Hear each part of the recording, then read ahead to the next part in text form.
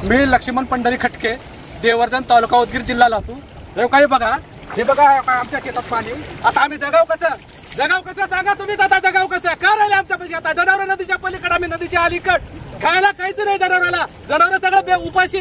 आणि काही बघा शेतात पाणी कुठली वैरण घेऊन घालावं आम्ही? आता जनावरांच्या परेशानी आहे। आता तुम्ही 8,000 4,000 2,000 देऊन आम्हाला काहीच पूर्ण देऊ वाटलं द्या, नाही तर न द्या। पण हे काय आमची पोराडगी करायला तुम्ही? हो का, विनंती आहे तुम्हाला, आमच्यासाठी काही मदत करायची असेल तर भरघोस करा, नाहीतर तुमची मदत बी नका। आम्ही असे बी मरला तसे बी मरला। सरकारनं शेतकऱ्याला 50,000 रुपये दिलं तर बरा रोजगार करून ह्या शेताला घातला। सरकार कालपासून मला प्राकलेल्या फाशी घेऊन मरणारा 2 पुरी आहेत। 10 वर्ष झालं माय घालाला लोकांच्या शेताने काम करून लागवड शेतात घालाला रुपये उरले गेले। आणि आमदाराला खासदाराला लाख 2-2 लाख पगार देत, आणि शेतकऱ्याकडे मतदान घेतात आणि माय घालतात। रोजगार करून खात बी घातला, काढलेलं सोयाबीन वाहून गेले। 4 दिवसात 4-5 लाख रुपये दिलं तर बरं नसता फाशी घेऊन मारणार आम्ही।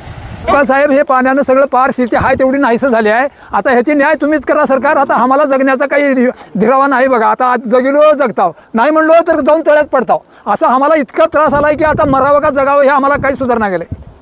मी लक्ष्मण पंढरी खटके, देवर्धन तालुका उदगीर जिल्हा लातूर।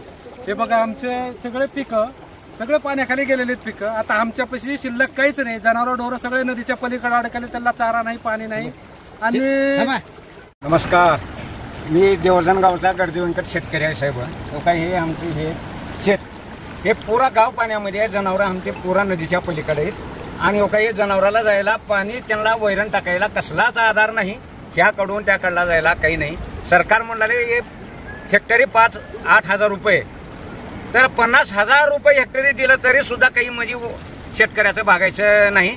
परिस्थिती भयंकर बेकार आहे। काही हे आता हे एवढ्या तुटपुंजी मदतीने 8,000 रुपयाच्या सरकारनं दिलेल्या आमचं काही होणार नाही। सरकारनं जास्तीत जास्त म्हणजे हेक्टरी 50,000 रुपये तर मदत द्यावं।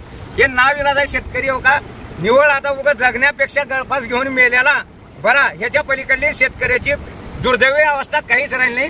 हो का, हे अवस्था बघून छेक डोळ्यात पाणी रडू येऊ लागले, पण नाविलाज आहे। रडता बी येत नाही आणि दाखवता बी येत नाही। हो का, अशी आमची ही परिस्थिती आहे।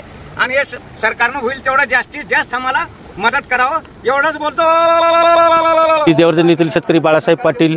मी सांगतो की सध्याच्या परिस्थितीमध्ये 2025 मध्ये 3ऱ्यांदा हे पाणी आलेलं आहे शेतामध्ये। अतोनात नुकसान झालेलं आहे। सरकार म्हणतो हेक्टरी 2 हेक्टरचं अनुदान देतो। इथं कमीत कमी आमची 30 एकर जमीन असून 20 एकर जमीन पाण्याखाली गेलेली आहे। काय महत्व आहे त्या गोष्टीला? 2 हेक्टरचं घेऊन आम्ही जगावं कसं, राहावं कसं, मरावं कसं हेच कळणार झाले आम्हाला।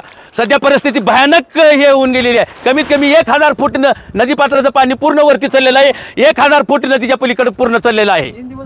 3 ते 4 दिवस झालं हे पूर परिस्थिती आहे। सरकारने येऊन डोळे उघडून इथं नीट बघून पाहावे, हेच विनंती आहे सरकारला माझी। मी महादेव रोडगे, व्यवसायानं पत्रकार आहे। गेल्या 22-25 वर्षापासून उदगीर शहरामध्ये पत्रकारिता करतो। आपले समाजातल्या दुःखी वेदना मी मांडत आलो। आज उभा आहे मी, स्वतःचीच वेदना मला सहन होत नाही आहेत। मित्रांनो, वडिलोपार्जित मला शेती आहे। आम्ही 4 भावंड आहोत आणि 16 ते 17 लोकांचा परिवार आहे। आमचं सगळं उदरनिर्वाह या सर्व गोष्टीतून आणि छोट्या व्यवसायातून आमचं होतं। आणि हे पत्रकारिता करत असताना लेकराचे शिक्षण असतील, त्याचबरोबर जो उदरनिर्वाह असतो तो चालवत आज पाहताय तुम्ही पत्रकारितेची अवस्था पूर्वी होती, आज काय आहे। आणि आम्ही कुठंतरी शेतीकडे वळायचं म्हणून वडिलोपार्जितली शेती यावर्षी करण्याचं ठरवलं। साधारणतः 2 लाख रुपये खर्च केला। पीकही चांगलं आलं, मोठ्या प्रमाणावर या ठिकाणी त्याला फळही लागलं। ते म्हणतात ना, शेतकऱ्याचं जीणं साधं नसतं, त्याची प्रचिती आता आली। खरंच कुठेतरी लोकांच्या बातम्या करते वेळेस त्या संवेदना कुठेतरी तेवढ्या वाटायच्या नाहीत, पण आज काय असतात हे मी अनुभवतोय मित्रांनो। हे जे शेती आहे माझी, हे माझी शेती आहे। साधारणतः मी आता इथं उभा आहे, हे 4 फूट पाणी आहे इथं, आणि पुढे तिथे गेल्यानंतर एक 8 ते 10 फूट असं पाणी त्या ठिकाणावर आहे। आणि याच्या खाली हे पीक आहे, आणि हे सर्व पीक वाहून गेले, जमीन वाहून गेली आहे। आणि शासनाने या ठिकाणावर 8,000 रुपये असं अनुदान दिलेलं आहे। 8,000चं अनुदान पूर्ण होणार का? हेक्टरी 8,000 8,500 जे काही शासनाने निर्धारित केलेली रक्कम आहे ती फार तुटपुंजी आहे मित्रांनो। फक्त 80 रुपये गुंठा इतका शेतकऱ्याचा भाव का? जे जगाचा पोशिंदा आहे, आज असल्या आपदेमध्ये असताना फक्त 80 रुपये तुम्ही या ठिकाणी जाहीर केले. खरंच याच्यातून सावरण्यासाठी 80 रुपये पुरले आहेत का? आज पत्रकार म्हणून नाही, मी एक शेतकरी म्हणून बोलतोय मित्रांनो. माझी भाषा जरी पत्रकारितेची असली तरी आज मी एक शेतकरी आहे. माझ्या बापाने इथं राबला, आयुष्य खपवलं, तोही आज तिथं ते समाधी आहे मित्रांनो.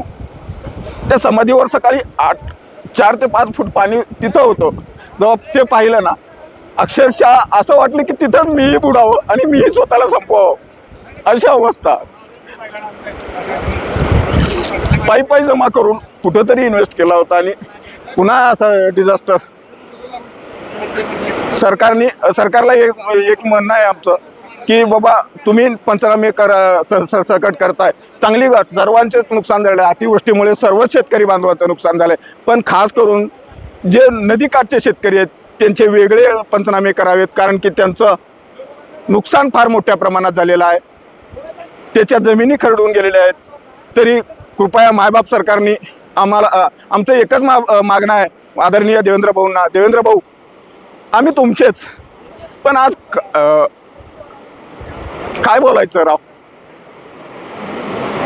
बघा, पहा काहीतरी 80 रुपये तुटपुंजे होता तो. बघा साहेब, आपण दाते आहात. स्थिती आहे हे बघा. आता शेताचे तळे झालेत, लहानसा ओढा असणार आहे, त्याच्या तळाचं स्वरूप आलेलं आहे. शेतकऱ्याचा लांब आहे की 20 फूट लांब आहे तो ओढा, तर त्याच्या शेतकऱ्याचं स्वरूप असं बघा. पूर्णतः पीक वाया गेलेला आहे. सरकारला विनंती आहे, तुम्ही या ठिकाणी तुम्ही येणार का? या ठिकाणी पंचनामे कोण करणार? कोणता अधिकारी या तळ्यातून पंचनामे करणार? कोणतं सरकारी पंचनामे करणार? कोण सरकारचं पीक बघणार? कोण सरकारी आमच्या शेतकऱ्याच्या 80 शेतकऱ्याची व्यथा ऐकून घेणार? त्याच्या डोळ्यात पाणी आहे 80 शेतकऱ्याचा. आम्ही जगावं का मरावं असं शेतकरी म्हणतायत. मी त्यांना विनंती करतो, तुम्ही मरायचं नाही. आता आपण सरकारला खंबीरपणे विरोध करायचा सांगण्यासाठी आम्ही ठिकाणी आलो. सरकारने बाह्य परिस्थिती बघावी आणि शेतकऱ्यांना सरसकट निकाश घ्यायला तुलीत गेला, निकाश काय लावू नये. सरसकट शेतकऱ्यांना हेक्टरी 50,000 रुपयाची मदत करावी, ही रास्त मागणी आमची शेतकऱ्याच्या भावना लक्षात घेऊन आहे. सरकारने मागणी मान्य करावी. तर सरकारचं काहीतरी डोक्यात ठिकाणावर आहे का नाही? हे सरकारचं टकोर फिरलंय का? तुम्हाला पैसे दिसत नाही का? तुम्ही पंचनामे जाऊन बाहेर पंचनामे करता, रोडवर पंचनामे करता. अशा या परिस्थितीमध्ये पंचनामे करा, तुम्हाला सत्य परिस्थिती दिसेल. शेतकऱ्याची काय अवस्था आहे तुम्हाला कळेल. म्हणून माझी विनंती आहे, तुम्ही सरसकट मदत करा. तेही हेक्टरी 50,000 मदत करा, ही आमची विनंती आहे.